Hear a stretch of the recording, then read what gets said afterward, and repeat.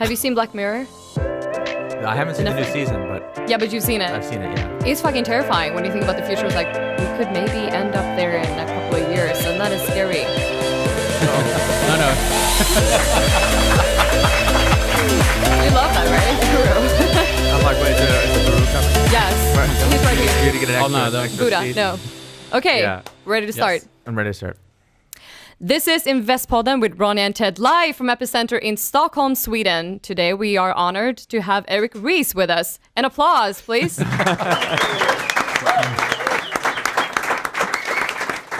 Eric, we are super Thank you. excited to chat with you. You've written a bunch of books. How many are there now? Well, I guess it's 3, depending on how you count. Only? I thought it was way more now because I feel like I've been reading and reading. There's like and- millions and millions of each copy there. Well, yeah, that's true. And there's been an awful lot of derivative books built with the word lean in the title, based on the success of lean startups. So yeah, there are quite a few spin-offs. Cool. So about 6 or 7 years ago or something, you defined what a startup is.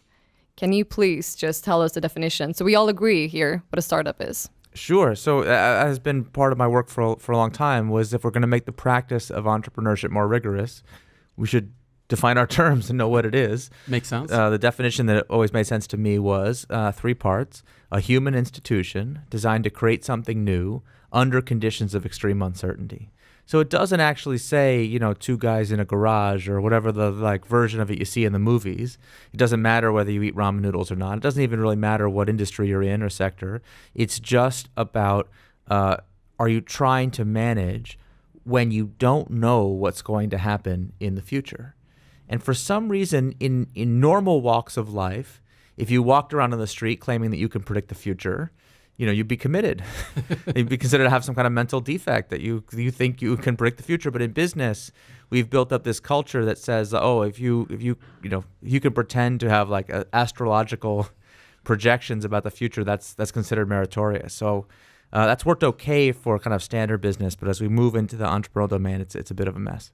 That's really interesting because we, as investors, we see all these startups coming in and they have like this hockey stick prediction of the always future. The hockey stick. And it's not only the startups; everyone has that. Any comments on that? I mean, can we see the future, or is your method a way of seeing the future? Well, so it's a very careful balance. There's a reason why we want startups to build business plans and then make projections. You want when I was an entrepreneur, and I would make a business plan to raise money. I didn't really understand why, to be honest. I thought it was like a kind of a kabuki ritual that you did in order to demonstrate to investors how much pain you could endure because you were willing to waste a lot of your life in Excel making this ridiculous spreadsheet at 11 o'clock the night before the meeting at 9 early. o'clock in That's the morning, early. right? Obviously, because you're like, I have to have a projection in order to raise the money in order to have the meeting, so I'll just make something up and then take it to the meeting and see if it's any good. And it took me a long time to understand that some investors, the less savvy ones, would then use those spreadsheets as a tool of accountability. I remember the first time I was in a startup when we were giving an update, hey, guess what? As usual, we have almost no customers and almost no revenue. We're on the flat part of the hockey stick, so we're on time, on budget, on track. Hockey stick commenced shortly. And I remember what investor once said, well, it says here on page 27 of the plan in Appendix B, spreadsheet cell X that you would have, and they read to me this many customers you're supposed to have by this date. And I was like, where did you get that number? He's like, I'm reading it from the plan that you gave me. And I was like, Which plan? I was like, yeah, which plan? Well, I don't remember that. I certainly haven't looked at it since the day I made it up for you. But also, you understand, we just made those numbers up, right? Like the night before we met you. I just thought all investors understood that. I was shocked to learn that some had taken with them into their entrepreneurial investing ideas from more general management where we can, in fact, make pretty accurate forecasts. And so it makes sense to use forecasts as a tool of accountability. When we're doing something fundamentally new, we have no idea.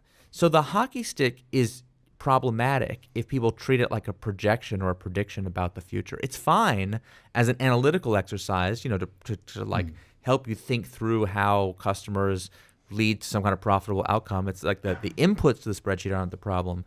The problem is if we treat it like a prediction about the future, that's when we get into trouble. And that's why I think a more scientific approach to doing entrepreneurship is better, because we can just be honest about the fact that we don't have predictions, we have hypotheses. We believe that if we build this product and it works like this at this price point for this customer, then customers will buy it and tell their friends, and all this good stuff will happen, and then we'll be on the cover of magazines and make all this money and live happily ever after. So that's like a chain of deductive reasoning. If one link in the chain is wrong, like, yes, it's a great product technically, but customers won't buy the damn thing, then it kind of doesn't matter. The subsequent links in the chain really don't matter, because if you take that one term in the spreadsheet and change it to a 0, right? 0 revenue per customer means, 0% conversion rate means all the other numbers also magically turn to 0. It's like, can you visualize that spreadsheet as the zeros like cascade out from ground zero of the nuclear blast of just destroying your whole business? I've actually lived through that. It's really painful. And so we call those, in lean startup terms, we call them leap of faith assumptions. What are the things that have to be true about the world in order for the business to make sense? And by being explicit about them, instead of hiding them in Appendix B, cell 25, footnote 3, like by being explicit about them, that gives us an opportunity then to run more better defined experiments to learn quickly and inexpensively which are true and which are not.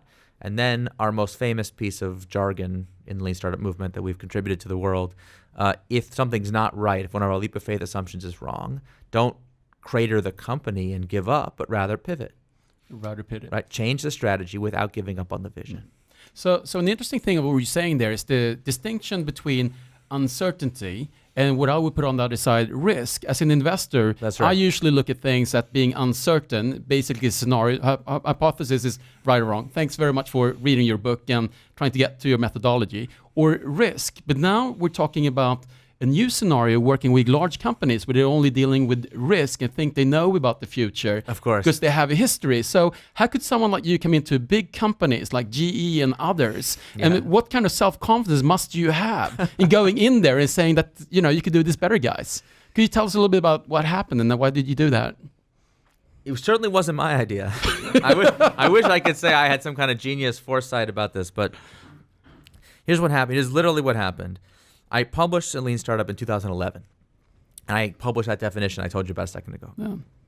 And almost from the first day, literally, I remember being at the launch party in New York City to celebrate the publication of the book in 2011. And like from that first day, people who were in big companies would come up to me after I give a little talk about what the book was about. They said, that was a great talk. I want you to know I accept your challenge. I accept your challenge? And I would say, what challenge? What are you talking about? And they'd be like, well, I'm a general manager and division of a big company. And you said in your book that these ideas can apply even to my situation. And I'm like, yeah. But that was like a deductive consequence of the theory. I just wrote it in the book, that's not my department. Wait, really. so this is just what you do? You just write shit and then yeah, people take it seriously, Well, and then now you're here? Yeah, Great. I don't like. What do people think business authors do? That's why I can't stand people like the business guru thing, because first of all, I'm on the Peter Drucker school. He said people call me a guru because they can't spell charlatan. Okay, because what do people think business authors have some kind of mystical insight into whatever the astral plane of whatever? No, it's I have an idea, seems like it works, worked for me. Here's some reasoning about from first principles why it might make sense at this time. It's deduction, it's philosophy, it's writing. That's so all you're it a is. philosopher. I guess, yeah. I'm going to take that as a compliment. Yeah, it is. But so I was explaining this. I think this would work. So I was, they would say, well, so I would like to apply these ideas in my company, my big company, and I would say, best of luck. Terrific. I hope you do. They're like, no, you don't understand. I would like you to help me implement it. And I would be like, I don't think you understand. It's almost like you're in the wrong department in the store. You're on floor 4. This is startups floor. You need to be floor 6 on politics and bureaucracy floor. That's not my thing. I don't, but so I'm actually very fortunate that some much more visionary managers than I kind of dragged me kicking and screaming to say, no, I really think you would find it interesting to look at this. And so, I would go and we would talk about the principles of lean startup. And it was funny. So I tell the story in the book of an early industrial company that asked me to come in and do a project. And I just picture the scene, okay? They take me out to corporate headquarters, and we're doing a workshop about lean startup. It's me.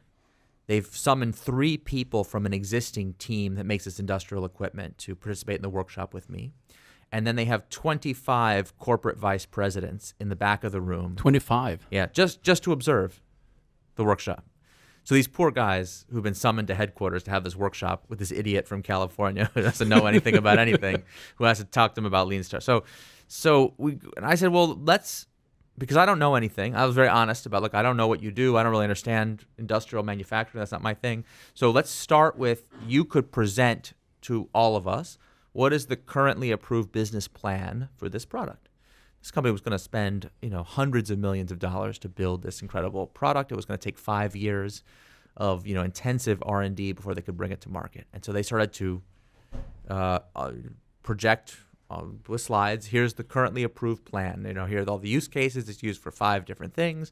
And here's here's how much it's going to cost. And here are all the technical things we have to get right for it to work, and the efficiency and the this, that. And I'm like, trying to understand what this thing is. And I'm like, is it bigger than a bread box? Smaller than a bread box? What is, I'm like really trying to get my mind on what is it. And finally they put a slide up on the wall that I'll never forget. They have revenue forecast by year for this product for the next 25 years. It's a bar chart. It has a very distinctive shape, which we've already discussed. But first, the first 5 bars on the chart are blank. Ooh. Because obviously during the 5 years of stealth R&D, we won't have any customers involved, God forbid. Certainly we won't be making any revenue during that time. And then after the 5 years, the next 20 years, we'll have the beautiful hockey stick shape curve. And I remember thinking to myself, I don't really know anything about industrial manufacturing, but I know this graph very well, my friends. Like, step into my office. Did I mention I'm from Silicon Valley? Like, leading export into the world is the hockey stick shaped graph. We'd be happy to talk to you about this. And we just had a conversation about, do we really believe this forecast?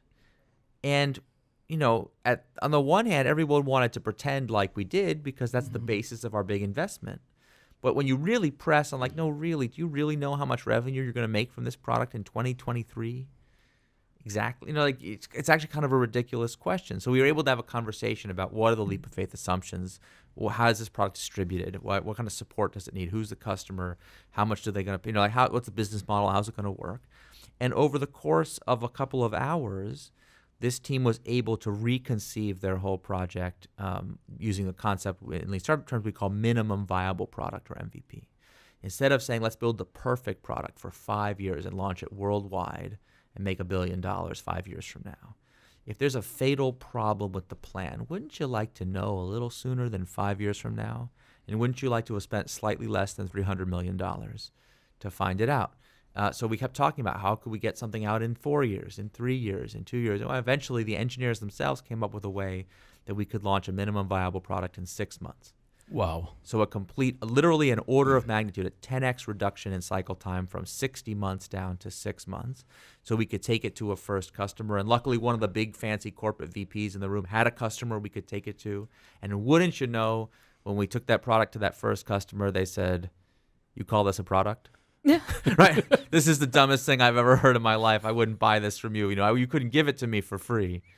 And we're like, well, didn't you read this great business plan? It says in the business plan that you're supposed to love this. And they're like, you're in cell B27. Yeah, and it's like, yeah, you have the spreadsheet that I made up the night before I got the funding says. So like, everything about that story on the surface would say it has nothing to do with entrepreneurship. Big company, multinational, industrial equipment. There's nothing startup about it. There's no ramen noodles. There's no Mark Zuckerberg. There's no software. There's no app. You don't buy this thing on Amazon, right? Like, this is a very different environment.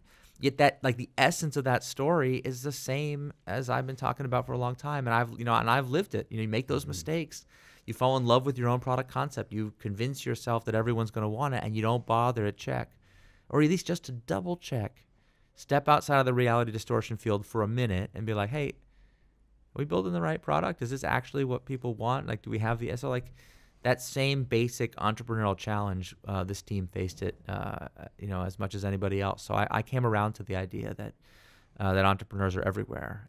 But I'm surprised because when I went to school, I was taught, ask people if they want this, and if they want this, create it. Yeah.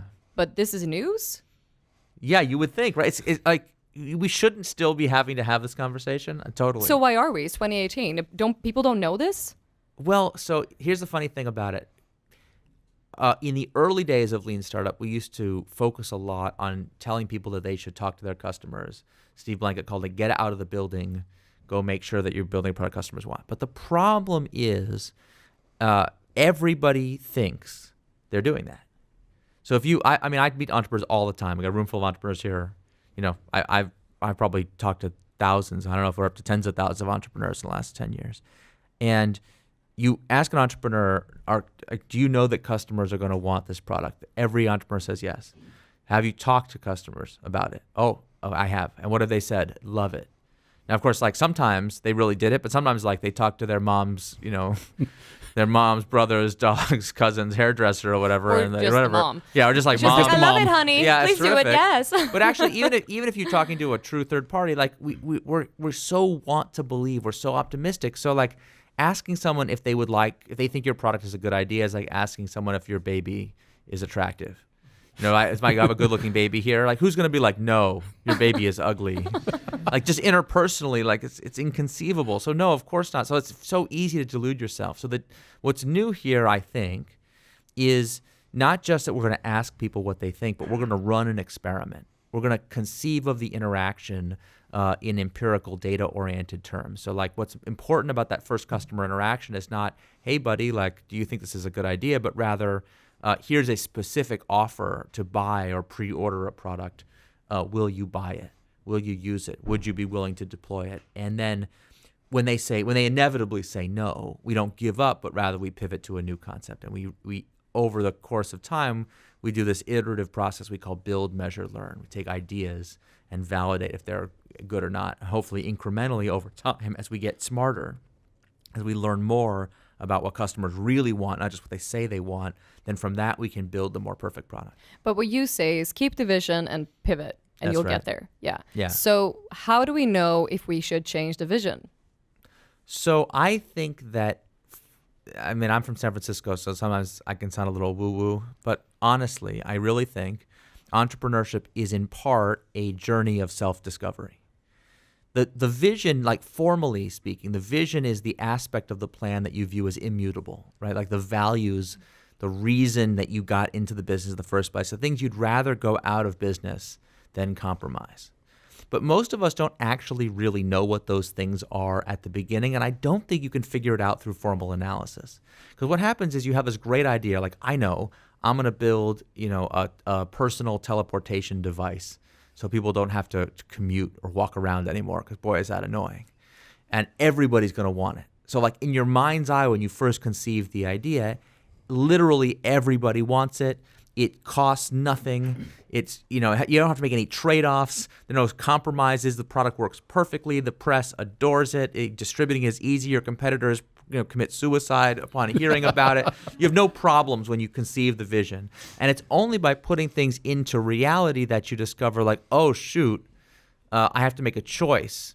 I can make a really high quality version of this product, but only for a luxury segment, or I can try to make a really low quality product, but for a mass market, but it doesn't perform. Like the reality then forces you to make these decisions, and over time you start to clarify which aspects of your plan are truly that immutable vision that you feel passionately about, and which are the kind of strategy elements you might be willing to compromise on in the course of a pivot.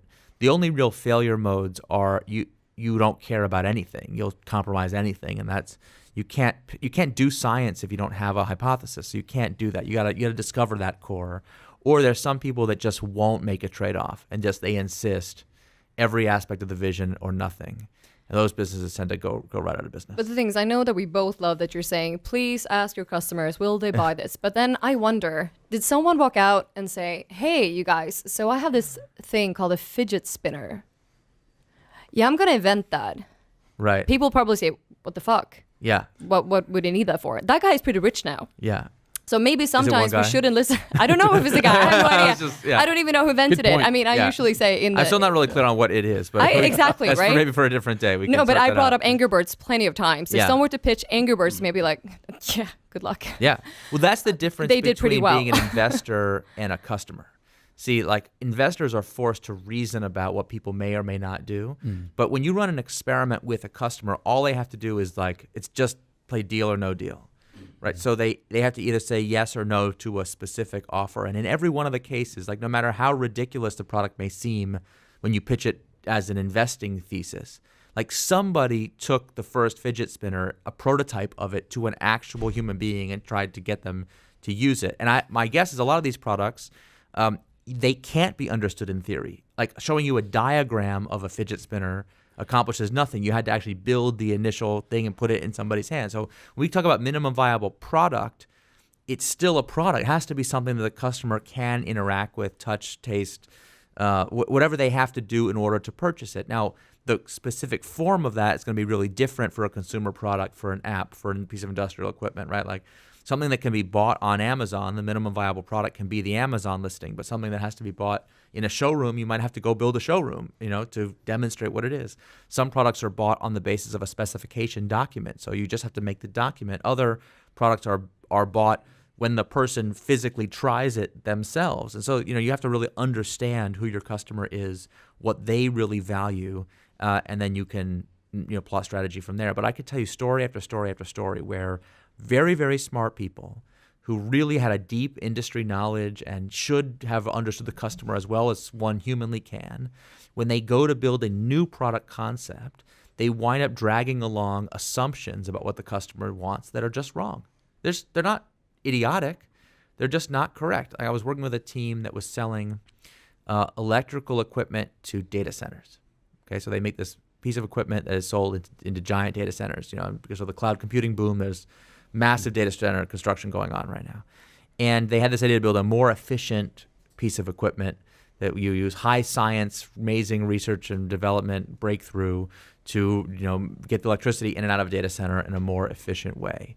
And there was this massive piece of equipment. They go start selling data centers. Now, the plan when I met them was to spend 3 years and $35 million building this amazing piece of equipment with this great breakthrough and then launch it worldwide to all the data centers. It's like, and I'm like, okay, I don't know about data centers, but I know this plan very well. So how about for this product, what's the minimum viable product? Well, it turns out in this particular case, data centers buy this piece of equipment on the basis of an RFP, a document. So you have to be willing, when the customer says, how much will it cost, to show them the specifications of what it would be. But this is not like Amazon Prime, 2 days shipping. Like data centers are not built on a whim. Takes years. So between the time that you bid on the thing and the time you actually have to deliver it, like a lot of time passes. So you have plenty of time to build the thing that you promised that you were going to build. So it was very terrifying for this team to actually go bid with customers before they had actually physically made the thing in question. But their fears were, there was no problem because the first time they bid for it, the customer said, like, this is a joke. Obviously, I will not be buying your thing. And they're like, but why not? It's so efficient. It has all these great properties. And like, yeah, but do you see how big it is? And they're like, who cares about that? They're like, data centers make money by leasing out the physical space of the data center. And if my whole data center is taken up with your ginormous piece of equipment, I don't make any money. I don't really care how efficient it is. Plus, in a lot of cases, the person who builds the data center is a different P&L and different business model than the person that operates it. Well, the person who builds it has to buy this equipment, but the amazing energy savings of its efficiency are captured by the person who operates it, who doesn't have to pay for it. So that person making the purchase doubly didn't care. It's like, not only is this like the wrong trade-off, I would never trade space for efficiency, I also don't care about efficiency at all. So thanks for coming in. That's a minimum viable product, right? That's like, wow. In retrospect, now that I've told you the answer, everyone in this room thinks that's obvious. I wouldn't have made that mistake because so everyone, I mean, how could, right? Everything is obvious once you know the answer. But in real life, we make assumptions and we have to test them. And the assumptions are difficult to see because they're invisible, right? That's exactly right. And another question I have in regards to that is, so people, obviously, when they read your book or start using it, they think they're using it. but they might not be using it. So what do people usually misunderstand? And the reason I'm asking is because I have several organizations that try to get them to, you need to do A/B testing, you need to get the MVP up, you need to understand. They say, yeah, I read the book, I know how to do that. But then you come up later on, they misunderstand stuff. So what do people usually misunderstand with your former sort of model and the new model? What do you think people will misunderstand? Yeah, we call it lean washing. Oh, lean washing. Lean washing, right? You take the same old crappy plan, but you sprinkle some lean jargon on it, Ooh. and like, ta-da! And in the early days of the movement, I used to get so many phone calls from VCs that like, will you please stop telling people to take their same crappy venture pitch and be like, it's lean now, so like now you should invest in it. And you're like, this is the same dumb pitch you did before. When corporations get all excited about this, like, there's always a phase when like all the middle managers decide that if they like throw MVP on their plan, they'll be more likely to be approved. So they don't actually change anything, they just change the terminology. So that is very common. The most common misconception, I think, is that A/B testing or some kind of like experimental development process is an abdication of vision. And I know I made this mistake early on in my career. Like when I first discovered A/B testing as a tool of product development, and just so you guys understand how quickly the world has changed around this, the first time I wanted to do A/B testing in an online software product was 2004 or 5, that timeline, I think. And it was considered so weird to do A/B testing in software that I had to write my own A/B testing library. There was no like service where you go like subscribe and like drop in a quick little thing. But like there wasn't even like an open source library for like doing statistical significance tests on like it was not considered a thing that you do. It was considered really weird. And so like the idea that we're gonna do scientific decision making was like such an amazing breakthrough. We're like, this is awesome. And of course then we're like, we just A/B test everything. And then like whatever makes the numbers go up and to the right, that's what we do. And then we don't have to have vision. We don't have to think at all. We just turn our whole business into a crank. You turn the crank, whatever the spreadsheet says, you do the next thing. And like you do that and like 10 minutes later, you will be selling pornography. Like before you know it, you'll be astonished how quickly you are like selling, astrology hotlines and all kinds of scams, right? Because you're like, I just want the numbers to go up and to the right by whatever means necessary. You need to keep the vision. So you gotta, it was a very important lesson for me. Like you gotta have a vision and you gotta say, no, I'm not just trying to make the numbers go up and to the right, like by whatever means necessary, because like cancer has amazing hypergrowth properties. And so do like Ponzi schemes. Like, well, that would be a great way to grow quickly, right? Like if all you care about is growth, then you forget why you got into it in the first place. So it's important to balance that kind of experimental thinking with the purpose of it is to discover which elements of the vision are correct or false. If you have no vision, then you can't pivot by definition. So that's probably the most common misconception. That's really interesting to know. And I think in your book and in your methodology, where does people come in and values? And I mean, you're talking about right now vision, but coming into a large company organization, now you need to trust entrepreneurs or other people to carry your vision or part of their own vision. Where do the values and what about the people who don't want to change? I mean, where do the people come in? So I have a little heuristic that I use to remind myself what causes what in organizations. It's a very simple pyramid diagram, has 4 steps: accountability, accountability, process, culture, people, in that order. So accountability is the foundation of management. When people think about doing a transformation, changing my company, the first thing they always think about, and this is exactly backwards, is I don't have the right people. I got to trade out these boring and uncreative people for some new fancy creative ones. So I'm going to go buy some fancy startup from the outside, or I'm just going to fire a bunch of people. Put them in the same system. And yeah, right. I'm going to hire. I was once talking to a corporate development executive at a big public company, and he had acquired a startup created by a friend of mine. And so I was doing a lean startup workshop as a favor to the friend and the new like joint task force of the friend plus public company that they're going to operate this new business. And the corp dev guy said to me, one of the reasons we buy all these startups is that we want their cultural DNA to infect the parent company so we become more innovative. But he's like, and you would think sometimes just by random chance, sometimes we'd infect them, sometimes they infect us, but every time, like we're like the Borg, we turn them into us, not the other way around. So they don't infect us with our creativity, we infect them pretty quickly with our monotony and bureaucracy. And he's like, why do you think that is? I was like, you're asking me? Your job is to buy startups and you don't know why you kill them every time you acquire them? Like, Isn't that an important part of your job description? And, have you not thought about this before? But like, if you look at how most companies are organized. Wait, so you basically told him that he's an idiot? Yeah. Well, I thought he was telling me that. Like, I was like, let me just reflect back your question to me. You don't know what it is that you do for a living. And you're asking me? Like, you got way bigger problems than I can help, right? But if you look at how most organizations are designed today, the people in corp dev are not responsible for the eventual outcome. That's an HR and product development problem. So accountability, process, culture, people in that order. If we really want to get our people to think in a more creative way, we have to embed them within a more innovative culture. That requires changing the systems of the corporation, the incentives that they live in every day, in order to allow that more dynamic way of working to flourish. And when I talk to senior executives who want their company to be more innovative, I always give them the same bad news, which is, by the way, did you know that right now you pay hundreds or maybe even thousands of people, middle managers who work in your company, they're paid to make sure that no innovation happens in your company. It's their job, and if they allowed someone to do innovation by accident, you would fire them. And most CEOs are really offended at that suggestion, but it's actually just a literal description of what they actually do. And it's not that they're doing something bad. If you study the 20th century theories of management upon which almost every organization today is founded, they're all about eradicating variation and enforcing standardization. And on the factory floor, that made a certain amount of sense, but we have taken that idea to really, I think, ridiculous extremes, so much so that we've generalized from the idea that because mass production required extreme Six Sigma level, right, consistency of one product to the next, that also implies that people should be operating within those same narrow parameters themselves. So much so that we then send a message to most employees that you need to leave your creativity at home.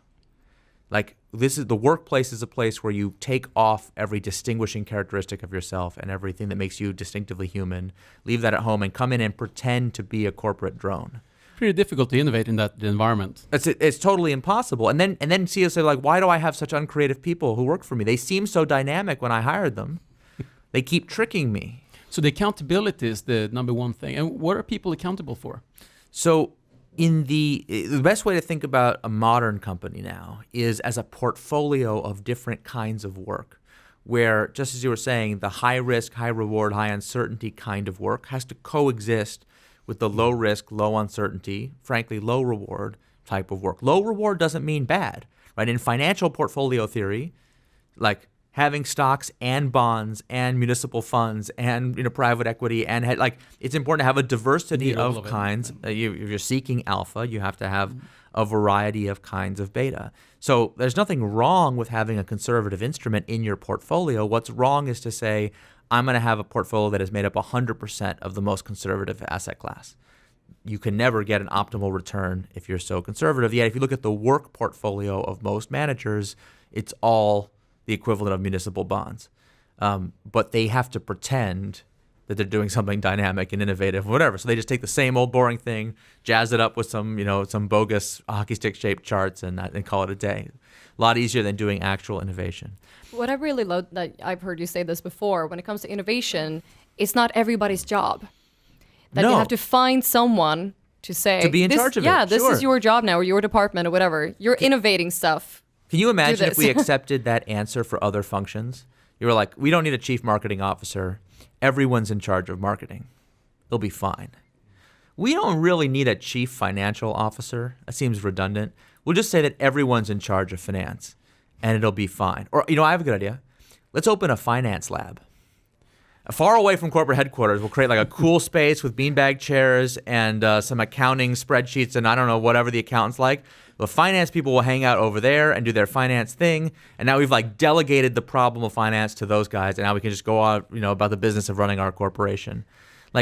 That's ridiculous. We all know that wouldn't work. And we all know why it wouldn't work. Well, hold on. If you don't have a dedicated function to finance, how can you have the right career ladder for people who are finance professionals? But hold on, if I don't have a CFO Who's going to be embedding financial type thinking into all of the processes and procedures of the corporation, and who's responsible for making sure that financial education and literacy is at an appropriate level in my management class, right? And the same like, why do we have a marketing function with a chief marketing? Well, we got to have marketing standards that are, I mean, like, this is like so elementary. We've been working with this system for roughly 100 years. We consider it totally obvious, and yet for some reason, there is no function that has responsibility for entrepreneurship.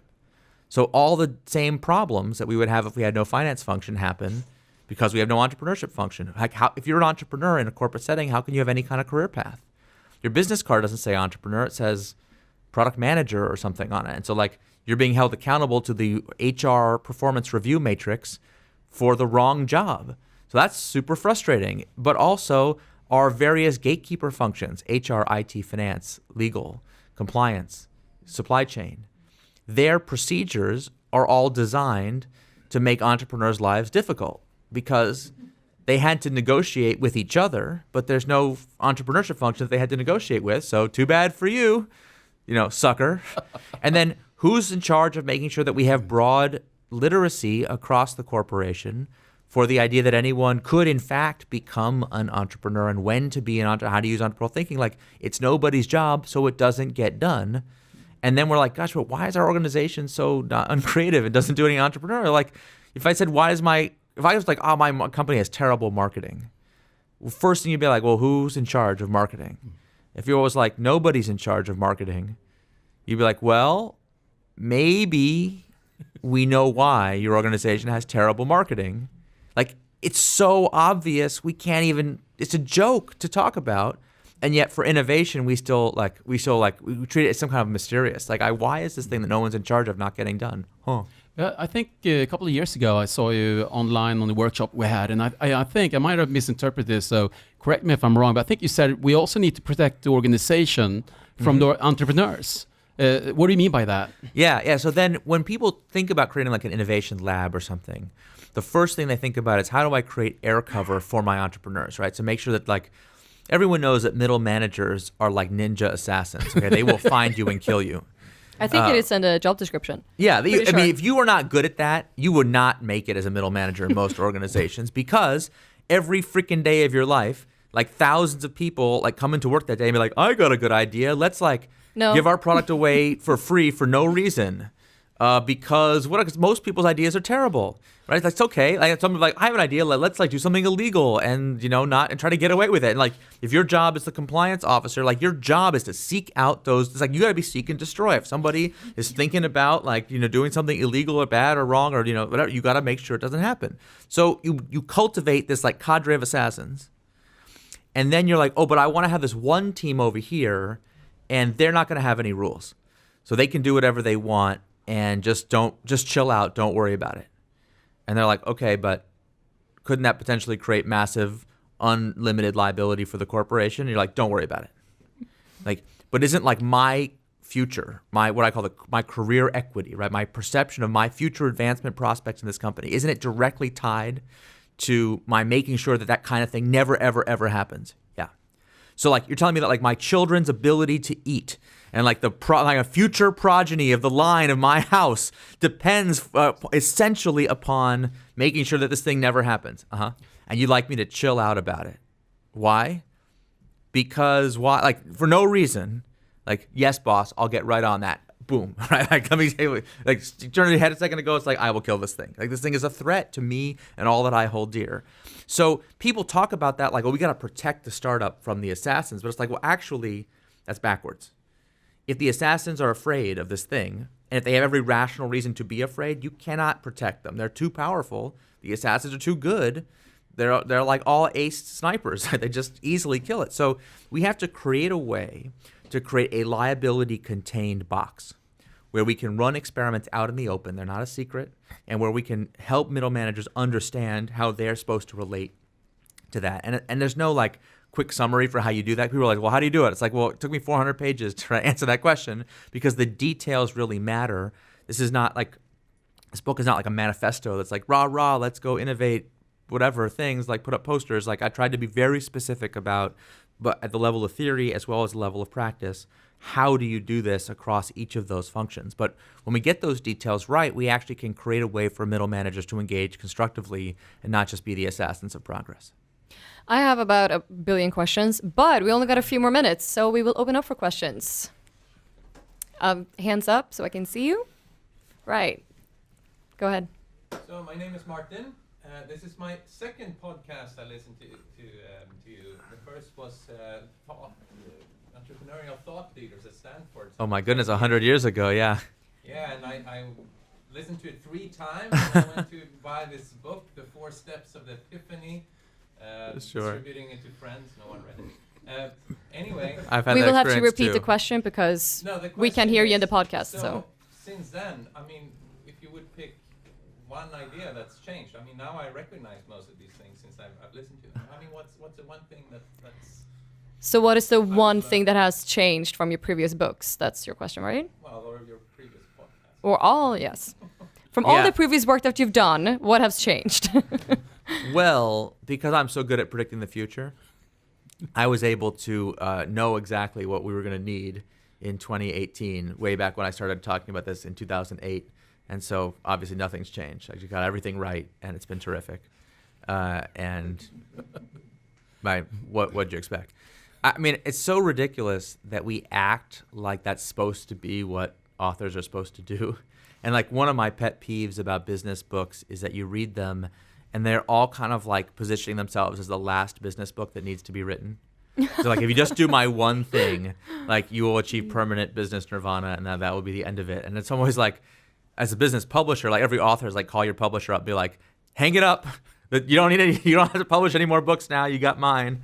You're completely done. So yeah, I mean, I have learned an incredible amount in this time period. And so like, if you go all the way back to the earliest days of how I would talk about this, so we used to talk about lean startup as the integration of 2 prior theories. One called customer development that you referenced in your question, Steve Blank's theory of an iterative style of marketing with, at the time, like my contribution was agile software development, an iterative style of engineering, product development. And we used to conceive of it as 2 independent functions of the company, each of which doing this iterative thing with periodic checkpoints. So if you look at that, it's very much like traditional siloed corporate structure with a slightly more communicative series of stage gate milestones between them. But the iteration is still happening fundamentally in a functionally segregated way, because that was like the best you could do when the 4 Steps of the Epiphany were written. So like, I mean, it's very logical that's how Steve and I were thinking about this, 10 years ago or longer. But by modern standards, that's a very clunky theory. First of all, it's way overly reliant on software and enterprise software specific concepts, which wouldn't have helped me not at all with like industrial manufacturing. But it also really concedes far too much to the kind of classic siloed functional warfare style of organizational design, where you still basically conceive of work product as passing from function to function in a stage gate way. And I just think we have, I'm not embarrassed that we once thought that was the state of the art, but we have long since superseded that framing. Now we can really conceive of an organization-wide commitment to iteration and experimentation, such that the entire company is built to learn. Is like a core part of its DNA. And I think that would have been too hard for us to see when we first started this journey, that would be eventually the destination. Great. Plus, people would have thought we were really crazy then. Righty. I try to also put into practice your skills a lot in Thank my you. company, Mark from SAP Innovation Lab. Do you have some 3 main signals, early stage signals, which saying that lean startup culture is reached the corporate culture as a critical mass of the people already adopted to that?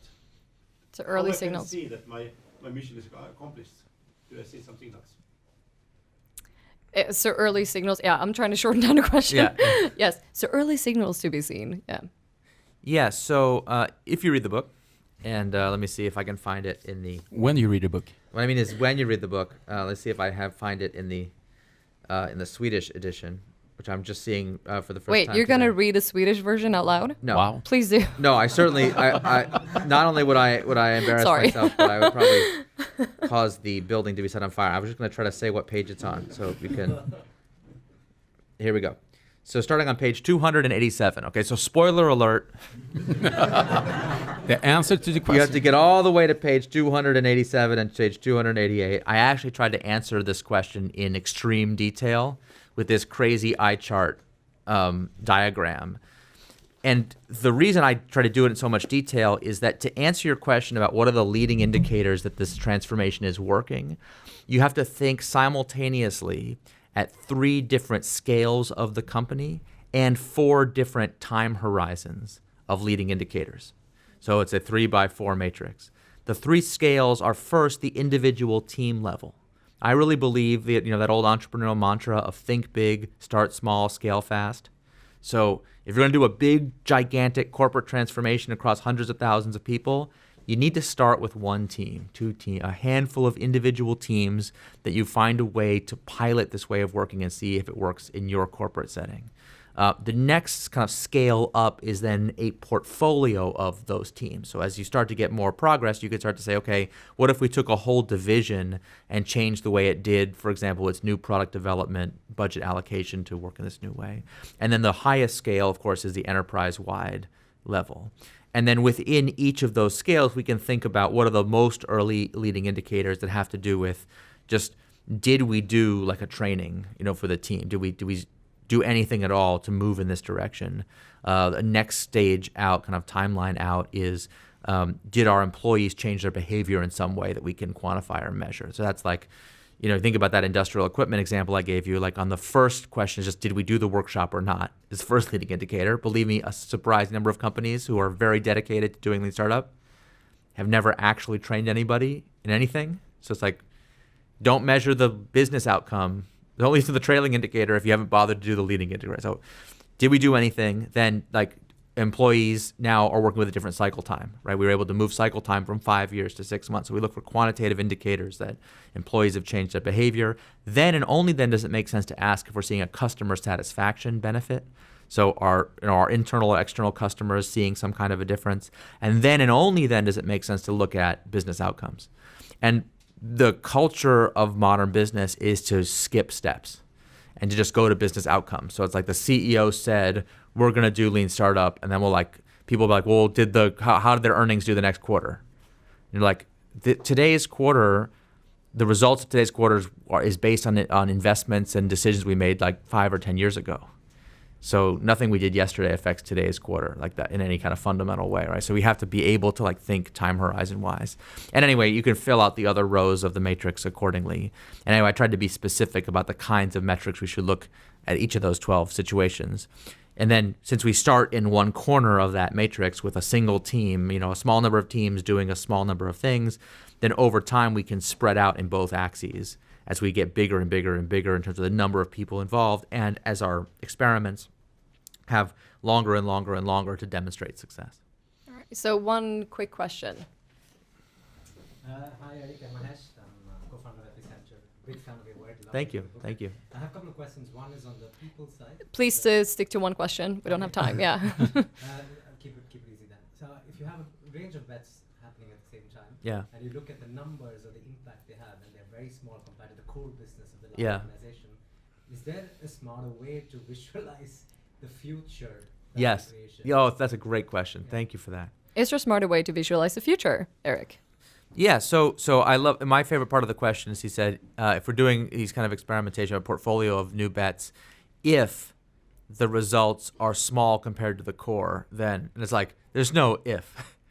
We know by definition that the early stages of any of these experiments is going to be small compared to the core. In fact, I was just in a Silicon Valley tech company that has hundreds of millions of users of its product.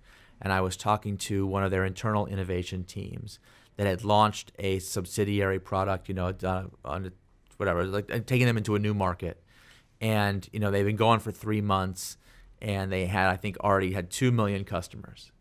And I was like, guys, this is great. 2 million customers already. They're like, you're the only person that said that to us. Everyone else who works here is like, 2 million users. give me a break. It's not going to move the needle on our hundreds of millions of users. And I'm like, well, I happen to remember when this whole company didn't have 2 million users and was only 3 months old. And let me tell you, the founders would have been really happy to have already gotten 2 million users, right? And you see that all the time. Whatever the revenue is, the early things, too small, doesn't matter. And it's funny, like the mainstream divisions of the company will generally want to engage in what I call taxation without representation, which is like, it's too small to matter, so I don't want to fund it, but I also want to control what it does and set rules about whether it's allowed to. It's like, well, hold on, if I thought it was too small to matter, then why should, like, what do you care? If it's too small to matter, they should be able to do whatever they want. It's like, well, but it might turn out to be really big. Like, can't you wait until then to start imposing rules on it? And of course, the answer is no, because middle managers are ninja assassins. Like, this thing might, something like might destroy my house and kill my children. Like, I'm not going to chill out and wait to see if it falls on my house and destroys my house. Like, I'm going to prevent it from happening. So, yeah, we have to develop a mathematical system for evaluating early progress that can be denominated in net present value terms, and where the numbers are large enough that we can actually negotiate with finance to show objective progress in the early days. We call the system innovation accounting in lean startup terms. My friends in finance are always like, please add the disclaimer, not innovative accounting, which is the thing you go to prison for. So innovation accounting, to be careful.